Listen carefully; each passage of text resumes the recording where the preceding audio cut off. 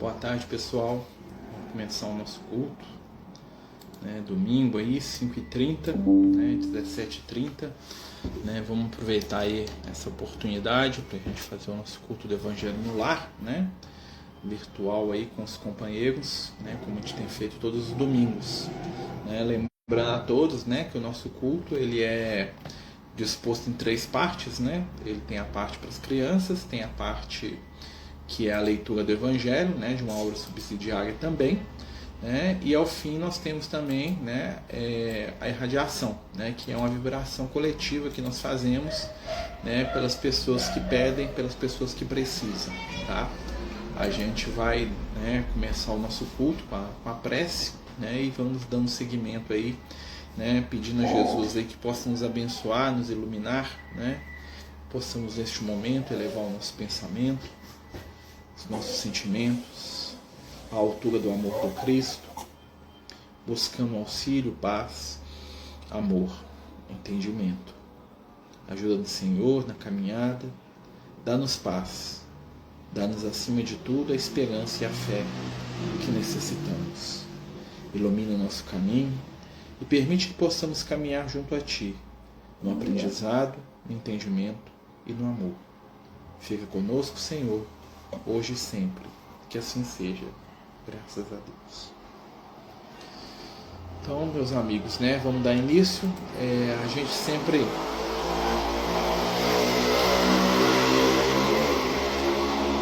a moto passa na hora do estudo, não adianta, né? Mas faz parte. Nós vamos dar início ao nosso curso do Evangelho, né? Com o nosso primeiro videozinho aqui para as crianças aqui, chamado A História do Livro, né, que está no livro Pai Nosso, da Meimei, psicografado pelo Francisco Cândido Xavier, né, e traz para a gente aí um conteúdo aí para a gente poder estar refletindo, né, nessa tarde. Né? Apesar do vídeo ser para as crianças, né, a gente sempre lembra que o livro, né, como toda obra mediúnica, toda obra espiritual, contém, né, muita informação positiva aí para a gente poder aprender. Tá? Então a gente pede aí a atenção de todos, né? O vídeo é curtinho, 2 minutos, né? Para a gente dar seguimento.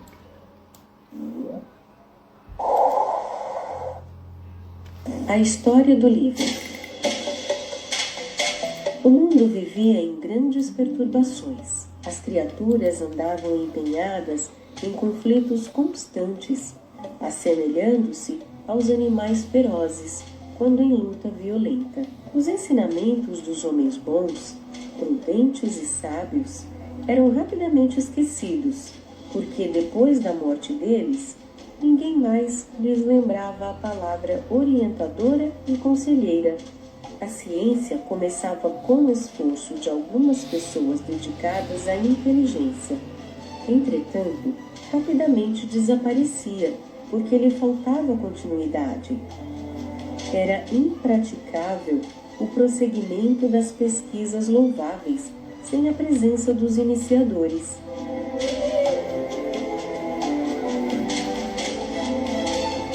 Por isso, o povo, como que sem luz, recaía sempre nos grandes erros, dominado pela ignorância e pela miséria.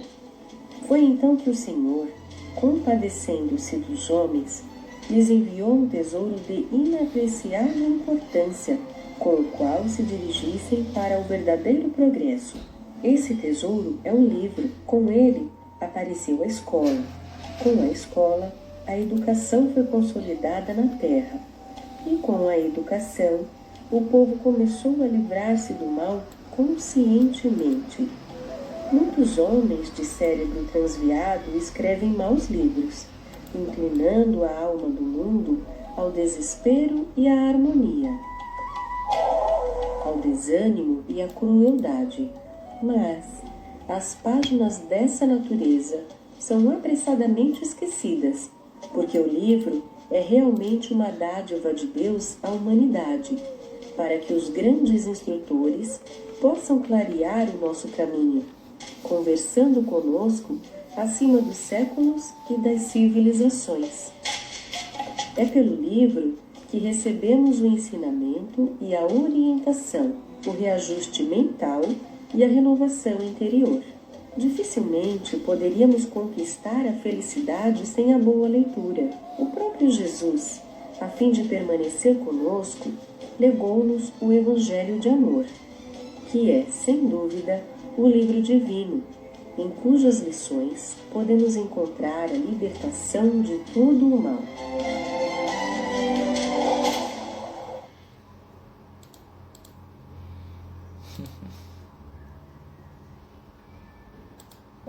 Então é isso, né? O livro, né? Presença da memória. É interessante, né, gente, que quando a gente vai estudar a doutrina espírita, um dos fatores, né, que colocam a humanidade preparada para estar no mundo de prova e expiação, né, passar do mundo primitivo para o mundo de prova e expiação, é o despertar da memória coletiva através da literatura, né? Quando o ser humano aprende a escrita, quando o homem das cavernas começa a gravar a sua história lá na parede, né, da caverna lá, né, com seus desenhos lá simples, ali está nascendo, tá, o mundo de prova e expiação, porque a consequência ela tem que ter, né, a ação. E o registro da ação, né, o processo da memória, o processo, né, do conhecimento que se transmite, né, ele vai marcar um avanço da humanidade. Né? Então a ideia aqui que a Meimei traz para os pequenos, né, é que o mundo passou por um processo de organização, de evolução espiritual, à medida que o conhecimento começou a ser herdado. Né? Então vamos aproveitar aqui, né, e vamos, né, utilizar, né, do recurso aqui, vamos abrir o Evangelho segundo o Espiritismo, né, pedindo aí pelos que precisam, né, e que a gente possa também receber aí a orientação dos amigos espirituais. Vamos ver o que sai aqui para nós. Abrimos aqui, ó. Saiu, vamos ver o capítulo 7. Bem-aventurados os pobres de espírito. Todo aquele que se eleva será rebaixado. Item 3. Nesse mesmo tempo, os discípulos se aproximaram de Jesus e lhe disseram: quem é o maior no reino dos céus? Jesus, tendo chamado uma criança, colocou-a no meio deles e lhes disse: eu vos digo em verdade, que se vos não vos converterdes e não se tornardes como as crianças, não entrareis no reino dos céus. Todo aquele, pois, que se humilhar e se tornar pequeno como esta criança, será o maior no reino dos céus. E todo aquele que recebe em meu nome uma criança, tal qual acabo de dizer, é a mim que recebe. Está no Evangelho de Mateus, capítulo 18, versículo de 1 a 5. Então, esse pequeno trechinho do Evangelho aqui, né, falando da infância, né, a infância que tem aspectos físicos, né, biológicos, e os seus aspectos espirituais também. Né? Quando Jesus fala que bem-aventurados são os pequeninos, né, quando ele fala que bem-aventurado quem recebe esse pequenino, né, é a posição da criança de sempre querer aprender. Né? Os grandes espíritos, os grandes sábios da história foram homens e mulheres que aprenderam que sabiam pouco. O maior dos filósofos, né, que é o Sócrates, ele falava, né, que a raiz do conhecimento é a certeza da ignorância. Ele pegou lá a frase que estava na boca da caverna, lá do templo do deus Apolo, na cidade de Delfos, lá na Grécia, né, e ele fez essa frase o seu bordão, né, que ficou famoso aí, o pessoal simplificou depois para só sei que nada sei, né, mas ele pegou essa frase lá do templo, estava escrito na porta do templo. E ele gostou tanto daquilo que ele usou como uma síntese da sua própria doutrina. E nesse sentido, né, a criança é aquela que está aberta para receber. Não só fisicamente, né, ou intelectualmente, porque a criança é um espírito que está ali naquele primeiro momento da encarnação, né, pelo esquecimento do passado ela se torna suscetível à influência, mas ele também fala daqueles que se assemelham como crianças, ou seja, aqueles que se despojam das suas ilusões, com o objetivo de desenvolver valores, né, de crescer espiritualmente, que a gente possa aprender aí, né, a dica aí né, a gente sempre sabe que o tema do Evangelho é aquilo que a gente precisa, né, para a nossa semana, né, em primeiro momento, né, a gente guardar, né, a informação que a gente tem, né, os livros que representam aí as nossas escolhas e consequências, a nossa história, né, respeitar a nossa história, e em segundo momento aqui os amigos espirituais, né, chamando a nossa atenção aí para a gente adotar a simplicidade como caminho, né? Nem sempre querer saber tudo é bom, né? Até porque ninguém sabe tudo, né? Somos espíritos ainda muito limitados, né? Que ainda tem uma grande dificuldade com muitas coisas, e a postura infantil da nossa parte é no sentido de estar ali aberto para o diferente, para o novo, para aquilo que escapa da nossa percepção, né? E isso facilita o contato com Jesus, né? As crianças se aproximam do Cristo, ou seja, aquele que quer aprender, né? E agora nós vamos ler aqui um trechinho aqui do livro Caminho, Verdade e Vida, né? Do nosso querido Francisco Cândido Xavier, pelo Emmanuel, né? Vamos ver o que a espiritualidade complementa com o nosso culto aqui. Está no item 105, né? Nem todos. E aconteceu que, quase 8 dias depois daquelas palavras, tomou consigo a Pedro, João e Tiago, e subiu ao monte para orar. Digna de se notar é a atitude do Mestre, convidando apenas Simão e os filhos de Zebedeu para presenciarem a manifestação sublime no monte, quando os emissários divinos estariam em contato direto com Jesus, aos olhos dos discípulos. Por que não convidou os demais companheiros? Acaso Filipe ou André não teriam prazer na sublime revelação? Não era Tomé um companheiro indagador, ansioso por equações espirituais? No entanto, o Mestre sabia a causa de suas decisões, e somente ele poderia dosar, convenientemente, as dádivas do conhecimento superior. O fato deve ser lembrado, por quantos desejam forçar a porta do plano espiritual. Certo, o intercâmbio com este ou aquele núcleo de entidades do além é possível, mas nem todos estão preparados a um só tempo para a recepção de responsabilidades ou benefícios. Não se confie imprudentemente um aparelho de produção preciosa, cujo manejo dependa de competência prévia, ao primeiro homem que surja, tomado de bons desejos. Não se atraiçoe impunemente a ordem moral, natural. Nem todos os aprendizes e estudiosos receberão do além, de pronto, grandes revelações. Cada núcleo de atividade espiritualmente deve ser presidido pelo melhor senso de harmonia, esforço e afinidade. Nesse mistério, além das boas intenções, é indispensável a apresentação de ficha de trabalho, dos bons atos pessoais. E no mundo, toda a gente permanece disposta a querer isso ou aquilo, mas raríssimas criaturas se prontificam a servir e educar-se. É bem interessante esse texto aqui, né? Quando a gente observa aí o nosso desejo, né, de crescimento espiritual, e o Emmanuel fala aqui pra gente que a gente tem que se fazer, né, credor, né, do trabalho e do esforço, né, que muitas vezes a gente quer as conquistas espirituais sem que haja esforço da nossa parte. A gente vive num momento, né, no nosso mundo muito complicado nesse sentido, que é um momento onde tudo é tão rápido que as pessoas querem conquistar antes de saber, né, ou querem ter antes de terem direito de possuir. Né? Então as pessoas querem se espiritualizar em uma semana, né? Fazer um curso de 15 dias lá e se tornar já, né, um ser iluminado, né? Quanto o trabalho de iluminação é o quê? É o resultado de um esforço cotidiano, gradual, né? No qual sacrifício e renúncia fazem parte, né, da nossa jornada, né? Todo crescimento espiritual, toda oportunidade de contato com a luz é oportunidade de trabalho, né? A gente precisa de gastar tempo, de gastar suor naquilo, né? Eu lembro quando eu comecei na doutrina espírita, eu sempre falo isso, né? Porque ficou gravado, né? Eu comecei lá muito tempo atrás, né, na doutrina, e aí a gente começou a perceber os primeiros espíritos mais iluminados, assim, né? Eu virei para o espírito e falei assim: ô Liel, né? Eu queria escrever um livro com você, né? E ele falou assim: livro, meu filho? Eu falei assim: quero escrever uns livros, né? Vamos falar de evangelho, fazer umas coisas diferentes. Aí ele falou assim: vamos fazer o seguinte, trabalha para Jesus 20 anos, depois nós conversamos sobre livro, né? Isso foi em 1999, né? Eu não esqueço, foi um momento muito interessante, foi o ano da morte do meu pai, do desencarne do meu pai, né? Então nós estamos em 2022, né? Esse ano que saiu o livro, né? Então assim, nem foi o do Liel ainda, hein? O do Liel ainda está demorando mais de 20 anos, né? E é aquela questão, né? Tempo, maturar, amadurecer, né? Maturar nós mesmos, né? E às vezes a gente lembrar, né, conforme as outras leituras também, né, passam para a gente ali, né, na primeira leitura, a questão do próprio livro, né, da consolidação do valor que a gente vai passar adiante, né?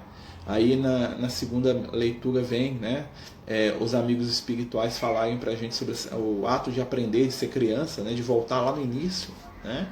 E aqui o Emmanuel fala, né, que toda conquista espiritual é consequência de esforço de tempo que se gasta, né, nos valores aí da imortalidade, com o objetivo aí da nossa melhora, do nosso bem.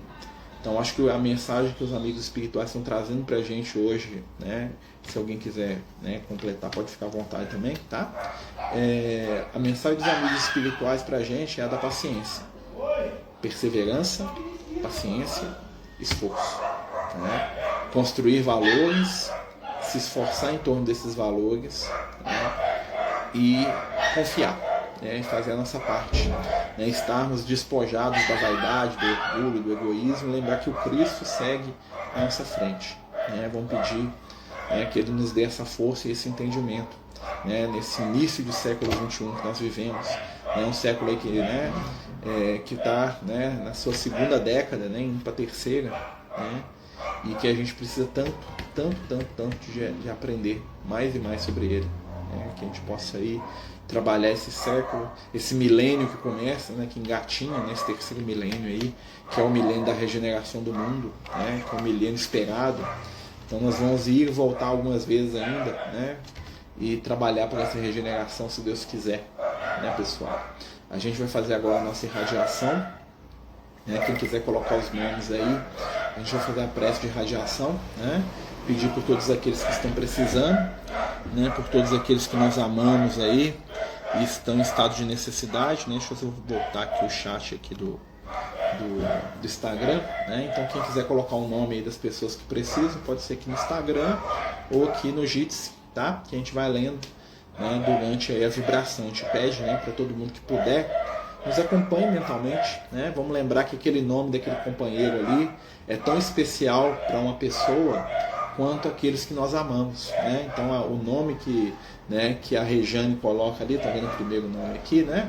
A Ana Júlia, né, que ela coloca aqui, é tão importante quanto para mim é o meu filho, né? Como para mim são, né, os meninos aqui de casa, minha esposa, minha mãe, né, o meu pai que está no mundo espiritual, né? Então a gente lembrar disso, cada nome é muito importante, né? Cada nome é um amor, né? Então vamos pensar e desejar o bem para cada um desses nomes, né? Começando aqui com a Rejane, né? Ela colocou a Ana Júlia do Arte da Paixão, Marcelo Miranda Calispo e Maurício Eduardo de Carvalho, né? Estão em Nazareno. A Clarice colocou o Muffin, né, o gatinho, né, tem os gatinhos também, né, o Banguela e a Miauzinha ali, né, a Artemis, né. E vamos lendo aqui, tá, gente? Depois a gente volta aqui pro Jitsi, eu vou ler os do Instagram, né, pedindo a Jesus aí por todos esses nomes, por todos esses amores, pedindo que as energias da espiritualidade amiga, né, estão movimentando nesse momento, atinjam cada coração, cada sentimento, com luz, com amor, com paz. Lá. A Beth está pedindo ajuda para a tia dela que está na emergência, com desidratação, que Deus abençoe. Vibrações, né, para ela. Vicente Dutra Barbosa, que Deus o abençoe. Estou procurando ali. Ana Flávia Souza Soares, Amélia Maria Marques da Silva, Maria Aparecida Marques, Anédia Souza Franco do Lago e Família, Ana Lívia Rodrigues Aguiar Ferreira, Leandro Andrade, Fabiano Fernandes e Laura Freitas, Daniele Ferreira de Carvalho e Família, João Paulo Azevedo e Elza Maria Azevedo, Janaína Musso, Rafael Pacheco e Bernardo Musso, Marco Henrique Guimarães Costa e toda a sua família, Haroldo Aquino Filho, família universal, né, todos nós, né? Opa, apertei aqui. Saulo Marcelo Cavalcante Raia, Aparecida do Carmo Oliva, Gisele Oliva, Daniele Soares da Silva, Maria Paula, Martins Cunha, José Antônio Citrone, Margarete Dawes, Maria das Graças Cavalcante, Heloíse Vitória Cavalcante Guigal, Patrick da Silva Lima Castro, Liva Aparecida de Souza, Sandro da Conceição Ribeiro e Carla Gomes, Magali Coura Vidal, Maria Gorente da Conceição Pinto, Clemência Martins Almeida de Jesus, desencarnada, José Eustáquio Ribeiro, desencarnado, as tias da Dona Silva de Quataguase, Terezinha, Arlete, Vera Lúcia, Eva Chagas, Cláudio Oliveira Pereira, que está desencarnado, Otília Lucas Vieira Azevedo, Benedita Moura Moura, desencarnado, Aparecida Fátima Moura, Ana Fantin Vicenze e Amadeu Vicenze, desencarnados, Maria José Moraes Bezerra, Maria Aparecida Bento, Márcio André Passos Pereira, Tatiane Ribeiro Passos, Maicon César Pereira, Maria de Lourdes Ribeiro Maia,